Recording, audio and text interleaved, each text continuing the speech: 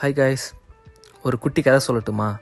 இன்றைக்கி night shift முடித்து காலையில் 5 மணிக்கே வீட்டுக்கு வந்துட்டேன். சரி வந்துட்டு படுக்கலாம் அப்படின்னு பார்த்தா தூக்கம் வரல. அப்புறம் கொஞ்ச நேரம் இன்ஸ்டாவை புரட்டிட்டு சரி வெளியில் ஒரு வாக் போயிட்டு வரும் அப்படின்னு வெளியில் வந்தால் சூரியன் சுல்லுன்னு அடிக்கிறாரு.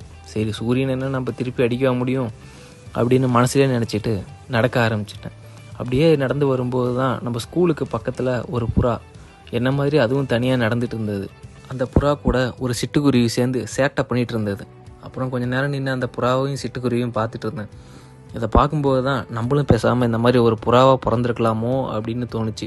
என்ன பண்ணுறது, பிறந்துட்டோம், இதுக்கு மேலே மாற்றவா முடியும். சரி புறாவை பார்த்துட்டு நம்ம வேலையை பார்ப்போம் அப்படின்னு சொல்லிட்டு நடந்து வந்தால் சிக்னல் போட்டாங்க. அப்புறம் வேக வேகமாக ஓடி சிக்னலை கிராஸ் பண்ணி பக்கத்தில் இருக்கிற நம்ம பார்க்குக்கு வந்தேன்.